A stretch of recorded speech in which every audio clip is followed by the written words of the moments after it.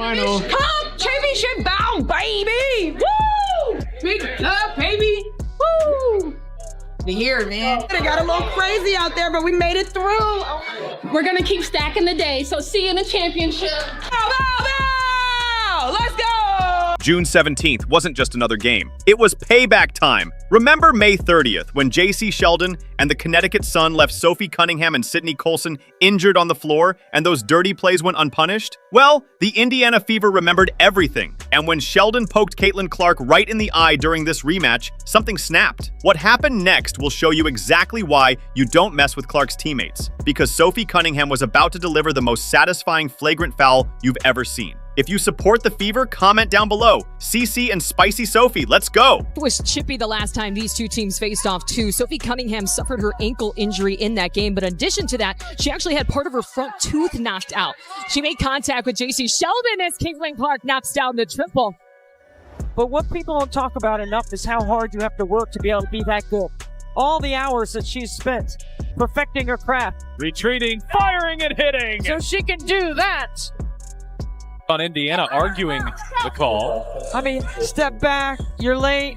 She almost looks you in the eye. Picture this. May 30th, Indiana Fever versus Connecticut Sun, and everything fell apart for the Fever in the worst way imaginable. The game began like any other, just another showdown between two WNBA teams battling for position. But the Sun brought a level of physicality that went beyond competitive. It turned dangerous. From the opening tip, you could feel the tension steadily building. Can we talk about the physicality for a second? Two players on the Indiana Fever got injured last night by the same player on the Connecticut Sun, and that was Jacy Sheldon. And I tweeted about it. She was playing so reckless. I'm fine with players playing aggressive, but there is a thin line between playing aggressive and playing reckless.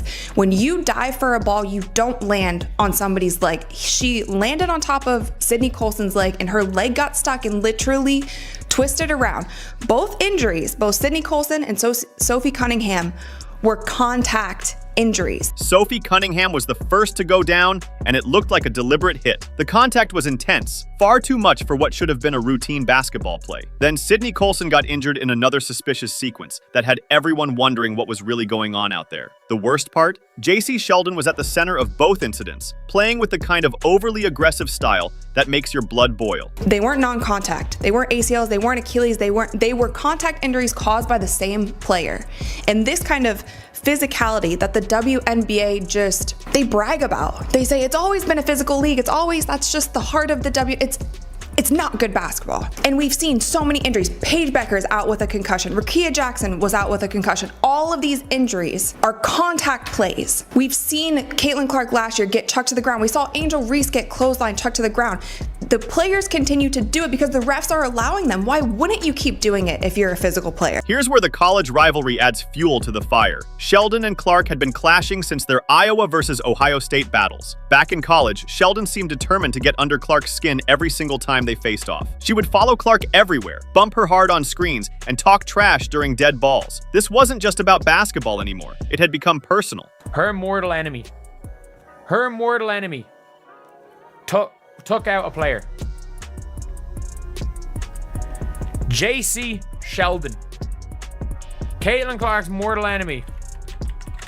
Jacy Sheldon. The referees that day in May seemed to let everything go, as if they were watching a completely different game than everyone else. Hard fouls were ignored, and dangerous plays went unchecked. Clark had to stand by and watch her teammates get hurt, while Sheldon walked away without even a warning from the officials. With each possession, the frustration kept growing. The Fever fought hard, but ultimately lost the game 85-83. But more significant than the score was the loss of two key players to injuries. Injuries that could have been avoided if the officials had done their job. Sophie Cunningham and Sydney Colson were both sidelined, and their absence would be felt in the games to come. This is a reckless play. This is reckless. It is dangerous. And this angle makes it look even worse. It is dangerous. Like, Sid Colson is between her and the ball. Sid Colson is in fact between Jacy Sheldon and the ball, and she dives through her knee. It wasn't even called as a foul. You could see it in Clark's eyes after that loss. The way she stared at Sheldon in the handshake line. The way she answered questions in the post-game interview. This wasn't over. Not even close. The Fever would remember that game remember who caused the injuries, and remember that the officials allowed it all to happen. June 17th couldn't come soon enough. When it finally arrived, Clark was back from her quad injury, fresh off a dominant win over the previously undefeated New York Liberty, and more than ready to face the Connecticut Sun again. It was her second game back after 3 weeks off the court, and you could tell she hadn't forgotten a thing. From the way she walked onto the court to the look she gave the Sun players during warm-ups, this wasn't just another game for her. She just texts me. She never texts me during the game. All right. Here is Clark splashing home a three from way downtown. Kelly escorting her back to the bench. Jacy Sheldon is there with her hand in her face. The game begins with that familiar tension thick in the air. Sheldon is guarding Clark like her life depends on it, getting uncomfortably close on every play. She's shadowing Clark possession after possession, bumping her hard on screens, and doing all the little things that turn basketball from competitive to dirty. It's the same aggressive style that took out Sophie Cunningham and Sydney Colson back in May. Everyone in the arena can feel it. Something is about to go down. And Caitlin Clark are talking to the official. They're both going at it saying, hey, oh, there's a little extra right there. Uh-oh. Then Marina steps in to protect JC. The third quarter hits, and that's when everything changes. Clark is bringing the ball up the court when Sheldon steps in to defend. She reaches in for what looks like a steal attempt, but her finger goes straight into Clark's eye. The contact is instant and unmistakable. You can clearly see Clark's head jerk back from the impact. Third quarter we go. They're trailing by 10. Keep an eye on her and Jacy Sheldon. Clark trying to back her down. Clark is okay. Sheldon, that was Clark, hitting her in the face. Clark is upset about that. Then everybody's upset about that. Marina Mabrey comes in. She decks Clark. Tempers flaring on both sides. Clark immediately grabs her face, the pain and anger clearly written all over her as she realizes what just happened. She's squinting, trying to clear her vision, but it's obvious she's thinking about more than just the physical pain. This wasn't some random accident. This was the same player who had already injured her teammates, now coming for her with the same dirty tactics that had gone unpunished before. Clark does what any true competitor would do. She pushes back, literally shoving Sheldon away after getting poked in the eye. It's a natural reaction when someone jabs a finger into your eye socket. Any person would respond the same way. The crowd erupts because everyone saw exactly what happened. But somehow, the referees are about to make the entire situation even worse. Hey, I mean, is that displacement? I think it is. Oh, and Marina Mabrey is going to get ejected. If the officials saw that, Marina Mabrey is going to get ejected. Well, they're going to go and look at it. Look at Mabrey. She's got a scar on one side, a scratch on one side of her face, a scratch on the other side. It's not from the game today. I asked her about it. She's always in the mix. There's a lot of contact here.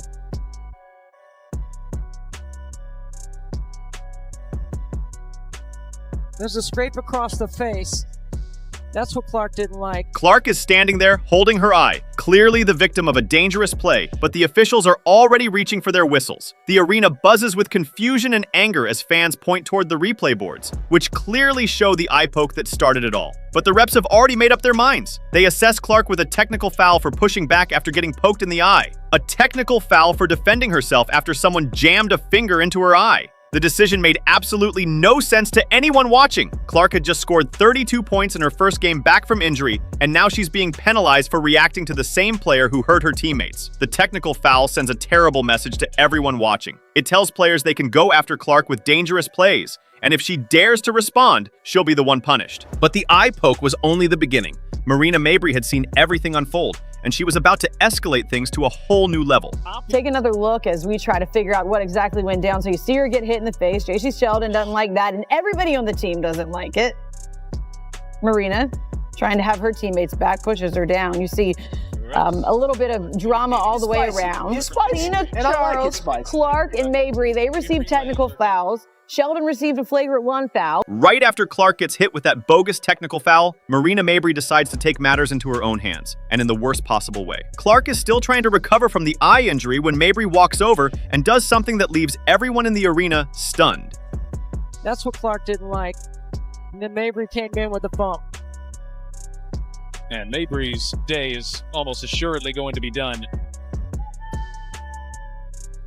on both teams. This wasn't basketball contact. This was straight-up assault. Mabrey body-checked Clark like it was a hockey game, not a basketball court, sending her crashing backward to the floor. The hit was so blatant and so unnecessary that even casual fans could tell exactly what had just happened. Clark hit the court hard, and the shock on her face said it all. Another Connecticut Sun player had just taken a cheap shot at her. And then Marina Mabrey comes out of nowhere and chucks her to the floor. Now let's watch this in slow motion. Here, Jacy Sheldon is guarding Caitlin, swipes her in the face. There's one. Going for the ball, swipes her in the eyeball. Caitlin's gonna have to start wearing goggles. And then Caitlin pushes her off of her, like, why are you still in my face? Marina Mabrey, bat out of hell, chucks Caitlin Clark to the ground. The entire Fever bench jumps to their feet, having just watched their star player get assaulted right in front of the referees. Players are pointing at Mabrey, shouting at the officials, pleading for someone in stripes to finally do their job. The crowd is in absolute chaos. They can't believe what they're witnessing unfold on their home court. Coach Stephanie White is losing her mind on the sideline, yelling at the officials who somehow still aren't reacting to what's happening right in front of them. She's waving her arms, pointing straight at Mabrey, trying desperately to make them see that this has gone way beyond normal basketball contact. White knows her player has been targeted again, and the officials are about to blow yet another critical call. Now after this, you guys, of course, the referees are going to review the play because that's a lot of contact going on right there. That's a lot of unnecessary contact. That's a lot of non-basketball contact happening during this play, right? So the three referees that I like to say, they got them straight out of Sephora because I don't think these referees have ever refereed a professional basketball game in their life. They took these referees, they were at the monitor, they looked at it for, I'm not even exaggerating, you guys, like 15 minutes. 15 minutes they are watching this play over and over. The refs hit Mabrey with just a common technical foul, the exact same penalty they gave Clark for defending herself after getting poked in the eye. Let that sink in. Clark gets her eye poked and instinctively pushes the player away. Technical foul. Mabrey body checks Clark to the ground in a blatant act of retaliation. Same technical foul. The math doesn't add up, and everyone in the arena knows it. The announcers here are saying, of course, Marina Mabrey is going to get ejected because that was unwarranted. She literally came out of nowhere and chucked Caitlin Clark. There should be a flagrant one, of course, on Jacy Sheldon because she swiped her and hit her in the eyeball. Whether it is intentional or not, you can still have a flagrant a flagrant foul called on you, whether you are trying to intentionally hurt somebody or not. But this is what they called, you guys. This is what they called. Caitlin Clark, Marina Mabrey, Tina Charles were assessed with technical fouls on Tuesday. Caitlin, Marina, and Tina Charles. Technical fouls. That's it. Technical fouls. That's it. And Jacy Sheldon was assessed with a flagrant 1 foul, and no players were ejected. White goes off in the post-game press conference. When the officials don't take control of the game, when they let that kind of stuff happen, and it's been happening all season long, this is the result. She's had enough of watching her players get targeted while the officials just stand there doing nothing. When the officials don't get control of the ball game, when they allow that stuff to happen, and it's been happening all season long. All season long. It's not just this game, it's been happening all season long. This is what happens, right? This is what happens. You've got competitive women who are the best in the world at what they do, right? And when you allow them to play physical and you allow these things to happen, they're going to compete and they're going to have their teammates' backs. It's exactly what you expect, right? Out of fierce competition. So I started talking to the officials in the first quarter, and we knew this was going to happen. You could tell it was going to happen. So they got to get control of it. They got to be better. The message was crystal clear by now. The officials weren't going to protect Clark, so her teammates would have to do it themselves. Sophie Cunningham had been watching everything unfold from the bench, and she was about to make it clear that no one messes with her teammate. It's the final minute of the game. The Fever are up big at 87-70, and Jacy Sheldon has the ball one more time. The clock is winding down, but Cunningham isn't thinking about the score anymore. She's thinking about May 30th when she got hurt. She's thinking about watching Clark get poked in the eye with no real punishment handed out. She's thinking about Marina Mabrey body checking her teammate to the ground. So now let's talk about Sophie Cunningham. At the end of the game, Jacy Sheldon is going for a fast break layup and Sophie Cunningham is running with her. And I remember in my head, like, it happened in a split second and I said, oh, let's see. Let's see what happens here. Cunningham remembers her own injury from that brutal May game remembers sitting on the bench in pain while Sheldon moved around like nothing ever happened. She remembers the officials letting it all slide while her teammates were targeted one after another. Now, as Sheldon drives to the basket, Cunningham sees her moment, and she's ready to take it. Sophie commits a hard foul on Jacy Sheldon. Again, as Jacy Sheldon is going up for a layup, Sophie bear hugs her and takes her to the ground. What I will say is Sophie did not grab her and throw her to the ground. She didn't body slam her. She didn't do anything, in my personal opinion. Maybe I'm biased here, but I'm gonna give you guys my straight up honest opinion on this. She bear hugged her, took her to the ground. Yes, it was intentional. It was absolutely intentional. She lines up Sheldon and delivers the most satisfying flagrant foul you'll ever witness. Cunningham grabs her hard and pulls her straight to the floor. This wasn't about playing basketball. This was payback. Pure and simple. This was justice. This was Sophie Cunningham sending a loud, undeniable message. No one messes with her teammates. The officials assess Cunningham with a flagrant 2 foul, which results in her automatic ejection. Sheldon and Lindsay Allen are also tossed for their roles in the altercation. 3 players ejected, but the message was loud and clear. Justice had finally been served on that court. It was, to me, payback for what was happening the entire game. But she did it in a way that she wasn't going to injure Jacy. She was just making it known, like, if the refs aren't going to handle it, I will handle it. We'll take care of it, but this is not what you're going to do when you come into our house. It was an intentional foul. It was a hard foul. She brought her down.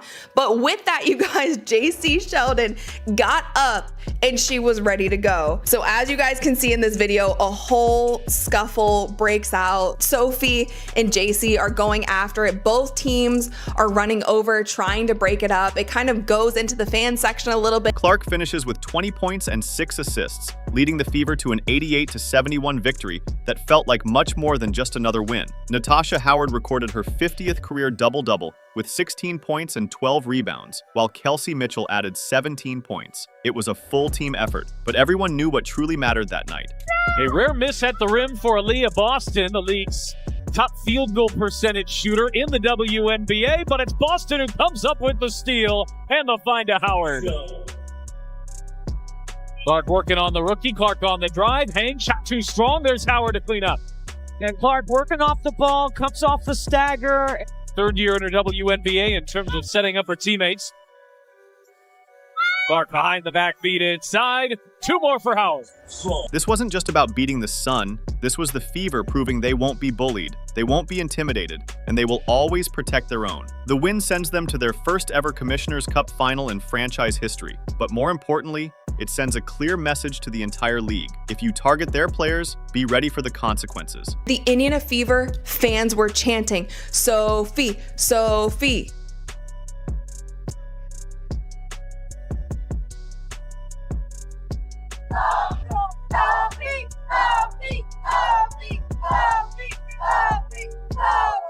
Sophie's jersey is gonna sell out tonight. She's gonna be in the All-Star game tonight just from this one play because she was standing on business. It wasn't a dirty play. It was an intentional foul and it was meant to send a message. It turned into a scuffle and I don't think anybody wanted that. The Fever got their revenge after that brutal May 30th loss. Clark got her justice after being eye-poked and body-checked. Sophie Cunningham became a hero for stepping up when it mattered most. Sometimes the officials won't protect you, but your teammates always will. And that's exactly what happened on June 17th, when the Indiana Fever showed the basketball world they're not backing down from anyone.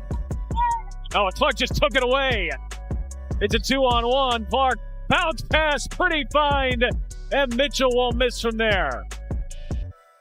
This game proved that the Indiana Fever aren't just talented, they're a family that fights for each other when it matters most. When the officials won't protect their players, teammates like Sophie Cunningham step up and take care of business. That's what real loyalty looks like in professional sports. The Commissioner's Cup final awaits on July 1st against the Minnesota Lynx. And after seeing how this team handles adversity and stands united, 2025 is looking brighter than ever for Fever fans. Remember this moment the next time someone says loyalty doesn't exist in pro sports. Sophie Cunningham just proved otherwise. If you support the Fever, comment down below CC and Spicy Sophie.